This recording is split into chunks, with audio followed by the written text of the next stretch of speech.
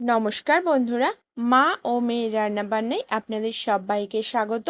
আপনারা সবাই কেমন আছেন? আশা করছি সবাই খুবই ভালো আছেন।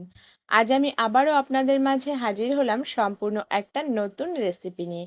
আজ শেয়ার করব চাল কুমড়োর সর্ষে পাতুরি বা চাল কুমড়ো সর্ষে দিয়ে বড়া আপনারা বলতে পারেন, বা চাল কুমড়োর চাকতুলি বলতে পারেন। প্রথমে একটা কচি চাল কুমড়ো নিয়ে মাঝের থেকে দু ফালি করে কেটে এরকম অর্ধেক চাঁদের মতন পাতলা পাতলা করে কেটে নেব। এই চাল কুমড়োর সর্ষে পাতুরি কিন্তু গরম ভাতের সঙ্গে খুব ভালো লাগে। একবার আমার রেসিপি ফলো করে বাড়িতে বানিয়ে দেখুন, খুবই ভালো লাগবে এই চাল কুমড়োর সর্ষে পাতুরি। প্রথমে চাল কুমড়োটাকে ভালো করে কেটে ধুয়ে নিলাম। এবার শিলে সর্ষে বেটে নেব। কালো আর সাদা সর্ষে বেটে নিচ্ছি। একটু লবণ আর হলুদ সর্ষের সঙ্গে মিলিয়ে নেব। মিলিয়ে নিয়ে একটা চাল কুমড়োর ওপর দিয়ে আর একটা চাপা দিয়ে এভাবে সমস্ত চাল কুমড়োর ভেতরে সর্ষের পুরটা ভরে নেব। এরই মাঝে বলে রাখি, আপনারা যদি আমার চ্যানেলে নতুন বন্ধু হয়ে থাকেন তাহলে প্লিজ চ্যানেলটি সাবস্ক্রাইব করে আমার পাশে থাকবেন। ভিডিওর পাশে বেল আইকন রয়েছে, সেটা প্রেস করে রাখবেন।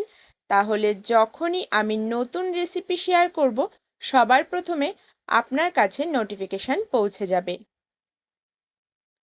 কড়াইতে তেল দিয়ে দিয়েছি, তেলের মধ্যে একটু লবণ দিয়ে দিলাম।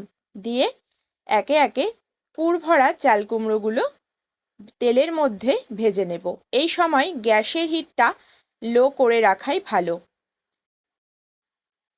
গ্যাসের হিটটা লো করে সমস্ত চাল কুমড়োগুলো উল্টে পাল্টে ভেজে নেব। একবার বাড়িতে এই চাল কুমড়োর পুর, সর্ষে পুর বানিয়ে দেখুন, গরম ভাতের সঙ্গে খুবই ভালো লাগবে। আমার রেসিপিগুলো যদি আপনাদের ভালো লেগে থাকে তাহলে লাইক, কমেন্ট, শেয়ার করতে একদম ভুলবেন না। কমেন্টের মাধ্যমে জানাবেন বাড়িতে রেসিপিটা বানিয়ে যে কেমন লাগলো আমার এই অতি সাধারণ রেসিপি। একে একে আমি চাল কুমড়োর পুরগুলোকে ভেজে নিচ্ছি ভালো করে। দেখুন, আমি একে একে তেল থেকে তুলে নিলাম। যদি আপনারা মনে করেন যে চাল কুমড়োর থেকে সর্ষেগুলো বেরিয়ে যাবে তাহলে একটু বেসনে চুবিয়ে নিতে পারেন। আজ এই পর্যন্ত, দেখা হচ্ছে অন্য কোনো রেসিপিতে। ততক্ষণের জন্য সবাই ভালো থাকবেন, সুস্থ থাকবেন। ধন্যবাদ।